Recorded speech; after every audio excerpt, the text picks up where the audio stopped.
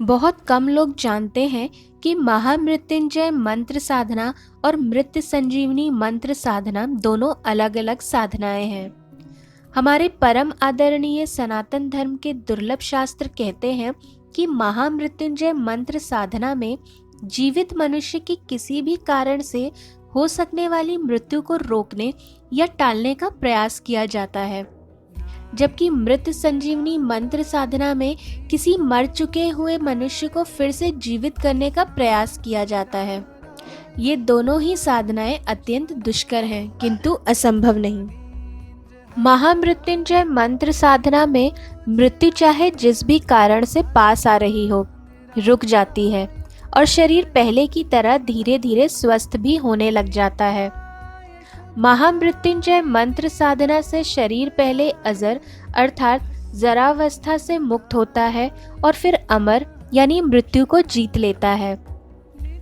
अजर का तात्पर्य होता है शरीर की सारी बीमारियों का नाश हो जाना, और अमर का मतलब होता है कभी न मरना तथा हमेशा युवा ही बने रहना। जब कोई साधक महामृत्युंजय मंत्र की साधना करता है तो उसे अजर बनने में ही कई वर्ष लग सकते हैं, और अजर से अमर बनना तो बहुत ही लंबी प्रक्रिया है। महामृत्युंजय मंत्र साधना का लाभ कोई भी मनुष्य ले सकता है, चाहे वो व्यक्ति कितना भी बूढ़ा आदमी हो या बहुत छोटा बालक हो या फिर कोई स्त्री हो। किंतु महामृत्युंजय मंत्र साधना के साथ जो सबसे विशिष्ट बात है वह यह है कि इसकी साधना बेहद सावधानी से करनी चाहिए, क्योंकि कई बार इसमें गलत जप करने पर यह भी सुनने को मिलता है कि कोई भारी नुकसान, कठिन रोग या अकाल मौत तक भी हो जाती है। अतः जिस व्यक्ति के अंदर संस्कृत के इस कठिन मंत्र को पूरी शुद्धता पूर्वक और पूरे विधि विधान पूर्वक जप सकने की क्षमता और धैर्य हो, सिर्फ उसे ही इस साधना को करना चाहिए, अन्यथा नहीं करना चाहिए। सुनने में आता है कि रावण ने भी मृत्यु को जीता था और अमृत को अपनी नाभि में धारण किया था।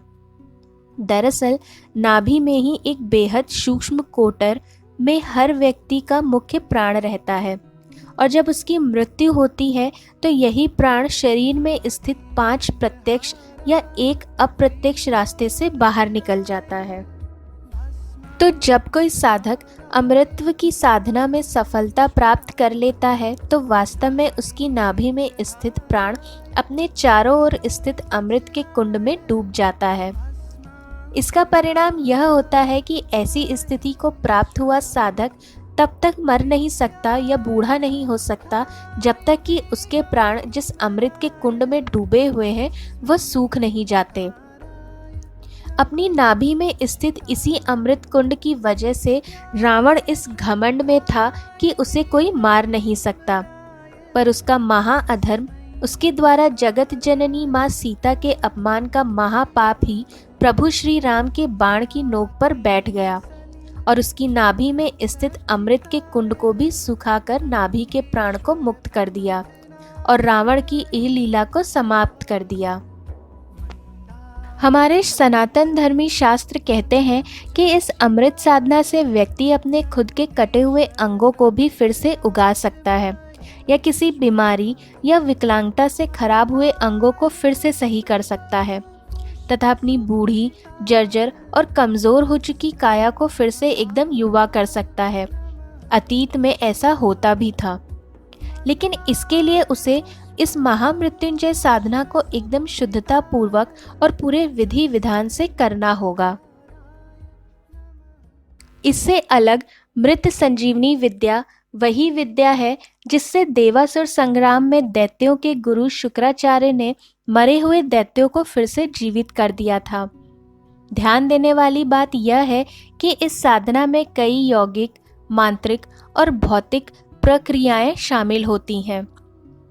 इस साधना के लिए 6 अति दिव्य औषधियों का मिश्रण लेना होता है और पारे के साथ विशेष पात्र में पकाना पड़ता है। इन 6 औषधियों में सिर्फ एक ही औषधि, जिसे सोम कहते हैं, आज पृथ्वी पर हिमालय के क्षेत्र में उपलब्ध है। बाकी 5 औषधियां उच्च लोकों यानी स्वर्गादि लोकों में ही मिलती हैं। इस विद्या की प्रक्रिया के अनुसार इन औषधियों को पारे के साथ पकाने पर एक अग्नि के समान दहकता दिखाई देता है। स्वर्णिम आभा लिए हुए एक महादिव्य पेय तैयार होता है। इसी दिव्य तरल को मरे हुए शरीर में डाला जाता है और जो डालता है उसे कुछ घंटे तक अपनी सांस रोककर प्राणायाम की कुंभक की स्थिति में बैठना पड़ता है, जब तक कि यह तरल मरे हुए शरीर के सभी कोशों का फिर से निर्माण ना कर दे। अगले कुछ घंटे में मरे हुए शरीर का फिर से नए स्वरूप शरीर की तरह निर्माण हो जाता है। इस दौरान जो व्यक्ति यह प्रक्रिया कर रहा होता है उसे लगातार कुंभक की स्थिति में ही बिना हिले डुले बैठे रहना पड़ता है। इसके बाद बस कमी रह जाती है तो उस प्राण की जिसके बिना यह शरीर जीवित नहीं कहा जा सकता। अब उस नवनिर्मित शरीर में प्राण डालने के लिए उस व्यक्ति को जिसने पिछले कुछ घंटे से अपनी सांस रोक कर रखी थी, उसे अपना सूक्ष्म शरीर प्राण के साथ अपने स्थूल शरीर से बाहर निकालकर उस नवनिर्मित शरीर के अंदर घुसना पड़ता है, जिसे वास्तव में परकाया प्रवेश की एक विशिष्ट स्थिति भी कहते हैं। फिर अंदर घुसकर मृत संजीवनी मंत्र के साथ कुछ विशिष्ट मंत्रों का पूरे विधान से पाठ कर मरे हुए शरीर के प्राण का आवाहन करना पड़ता है, जिससे उस मांत्रिक घेरे से सुरक्षित शरीर में सिर्फ अभीष्ट जीवात्मा ही वापस आ पाए, ना कि कोई अवांछनीय जीवात्मा। इस तरह की प्रक्रिया करने से कुछ ही क्षणों में मरे हुए मनुष्य के प्राण सही में वापस उस देह में आ जाते हैं और मरा हुआ व्यक्ति पुनर्जीवित हो उठता है। नवनिर्मित शरीर के प्राण वापस आने पर आवाहनकर्ता को अपना सूक्ष्म शरीर और प्राण वापस अपने शरीर में लौटा लेना चाहिए, अन्यथा अनर्थ हो सकता है। इस तरह से मृत संजीवनी की कठिन विद्या सफल होती है। इस प्रकार से यह प्रक्रिया अत्यंत कठिन है। मृत संजीवनी विद्या और महामृत्युंजय साधना के अधिष्ठाता भगवान शिव ही हैं। असल में ईश्वर मुख्य रूप से निराकार है, अर्थात उनका कोई आकार, रंग, रूप या कोई सीमा नहीं है। पर जब जब ये ईश्वर आकार लेते हैं, चाहे श्री राम, भगवान शिव, श्री कृष्ण आदि के रूप में, तो इनकी शक्ति भी आकार के समान सीमित ही होती है। पर इनकी सीमित शक्ति साधारण मानव के लिए कल्पना से परे मतलब असीमित है। वास्तव में श्री राम, श्री कृष्ण, भगवान शिव आदि रूपों में ईश्वर खुद अपने निराकार ईश्वर के सामर्थ्य का लगातार अनुसंधान करते रहते हैं। जैसे निराकार ईश्वर के ही साकार अवतार ब्रह्मा जी ने अपने ही पिता निराकार ईश्वर पर अनुसंधान करके, या साधारण भाषा में कहें तो तप करके, अपने पिता से सभी जीवों को पैदा करने की शक्ति विकसित की। पर वो उस समय अपने ही पैदा किए हुए जीव के मरने पर उसे फिर से जीवित करने की कला नहीं जान पाए, और इस कला को भगवान शिव ने निराकार ईश्वर से सीखा और उसे सभी योग पात्रों में इस कला का ज्ञान बांटा भी। इसीलिए आपने भगवान शिव को हमेशा तप करते हुए देखा होगा, क्योंकि वो अपने ही स्वरूप और असीमित ईश्वर से निरंतर ज्ञान प्राप्त करते रहते हैं। कुछ लोगों को यह भी संदेह होता है कि देवादिदेव भगवान शिव भगवान होने के बावजूद भी भांग का नशा करते हैं, जो कि एक गलत बात है। पर उनको ऐसा संदेह इसलिए होता है क्योंकि उन्हें पूरी सच्चाई पता नहीं होती है। वास्तव में भगवान शिव सिर्फ भांग ही नहीं खाते हैं, बल्कि भांग के साथ 5 और अन्य औषधियों का मिश्रण भी खाते हैं, और इन 6 औषधियों के दुर्लभ मिश्रण को खाने से मस्तिष्क में एक गुप्त स्थान है जिसे मणि स्थान कहते हैं।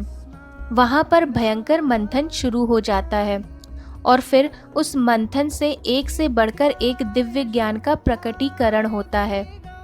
ठीक उसी तरह से जैसे कि देवासुर संग्राम में समुद्र मंथन से अमृत, श्री लक्ष्मी आदि महान रत्न पैदा हुए थे। वास्तव में सच्चाई तो यह है कि हमारे परम आदरणीय हिंदू धर्म में वर्णित सभी ज्ञान विज्ञान की बातें बहुत ही मूल्यवान हैं तथा इस ज्ञान विज्ञान के वास्तविक जानकार तो बहुत ही कम बचे हैं। पर इस ज्ञान विज्ञान के नाम पर अपनी दुकान चलाने वाले ढोंगी बहुत हैं हमारे देश में। इन्हीं ढोंगी और झूठे लोगों की वजह से ही पूरा सनातन धर्म बदनाम होता है। अतः ऐसे में समझदार लोगों को अपनी बुद्धिमानी का परिचय देते हुए अपने इस बेहद मूल्यवान धर्म की दुर्लभ जानकारियों को पूरी तरह से नष्ट होने से बचाने का लगातार प्रयास करना चाहिए। तो फ्रेंड्स, कैसा लगा आपको आज का मेरा ये वीडियो? मुझे कमेंट करके ज़रूर बताइएगा। और अगर आपको ये वीडियो पसंद आया हो तो प्लीज़ मेरे चैनल को सब्सक्राइब, लाइक और शेयर करना ना भूलें। अपने नेक्स्ट वीडियो में मैं फिर से एक इंटरेस्टिंग टॉपिक को डिस्कस करूँगी। तब तक के लिए ख्याल रखिए अपना और मेरे नेक्स्ट वीडियो का इंतज़ार करिए। Till then, do take care of yourself. Bye bye.